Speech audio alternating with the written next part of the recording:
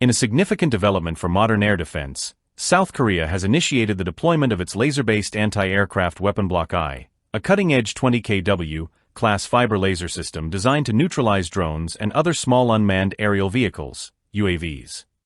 This system, known as Skylight or Chongwang, marks a significant leap in military technology, positioning South Korea as the first country to deploy such a system on a large scale. Developed by Hanwha Aerospace in collaboration with the Agency for Defense Development, ADD, the laser-based anti-aircraft weapon Block I is a stationary, high-powered fiber laser weapon. Its primary function is to neutralize small UAVs and multicopters within a range of 2 to 3 kilometers. The system operates silently and without visible light, reducing the risk of collateral damage, such as falling debris. Moreover, it offers a remarkable operational cost of only 2,000 KRW, approximately $1.45 per shot, making it an affordable and efficient tool for countering low-altitude aerial threats. South Korea began production of the Block I system in July 2024 under a KRW $100 billion, $72.5 million contract. The deployment of this system is particularly strategic, targeting the growing threat posed by North Korean drones, which have infiltrated South Korean airspace in the past. During live-fire tests in April 2023, the Skylight system achieved a 100% success rate against its intended targets, showcasing its precision and reliability in neutralizing UAVs. The introduction of the Skylight system is part of South Korea's broader strategy to enhance its layered air defense architecture. This multi-tiered system is designed to address a wide range of aerial threats, from low-altitude drones to higher-altitude missiles. In addition to the Skylight laser system, South Korea is deploying other advanced air defense systems, including the intelligent 40mm automated air defense system, which features dual-barreled 40mm cannons. These systems complement the Skylight by addressing different threat levels within South Korea's 6-layered air defense network, which includes LAMDI and LAMD-2 for low-altitude threats and MSAM and LSAM systems for medium and high-altitude targets. Looking ahead, South Korea plans to expand the capabilities of its laser systems with future variants of the Skylight system. The Block II version will be mobile, mounted on the K-239 multiple rocket launcher system chassis, offering greater mobility, range, and power. Meanwhile, the Block III iteration will be capable of intercepting larger threats, including ballistic missiles and aircraft, with outputs exceeding 100 kilowatts. These upgrades will further strengthen South Korea's defense capabilities and provide greater flexibility against a wide array of potential aerial threats.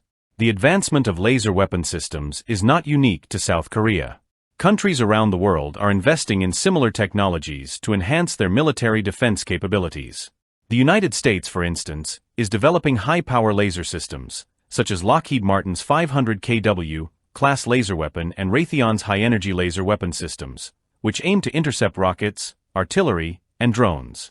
Similarly, Israel's Iron Beam and the United Kingdom's Dragonfire are designed to target short-range threats, including rockets and UAVs.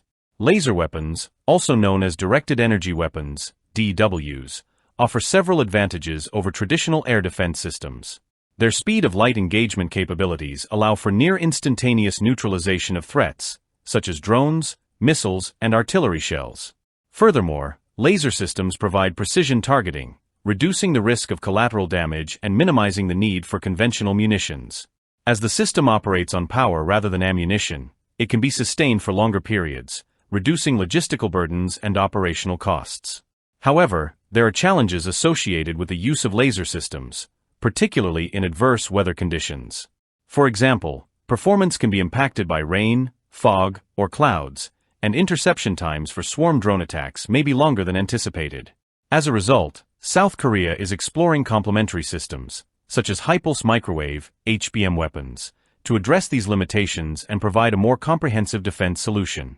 South Korea's move to deploy laser weapons on a large scale reflects a growing global interest in directed energy technologies as a means of countering evolving aerial threats.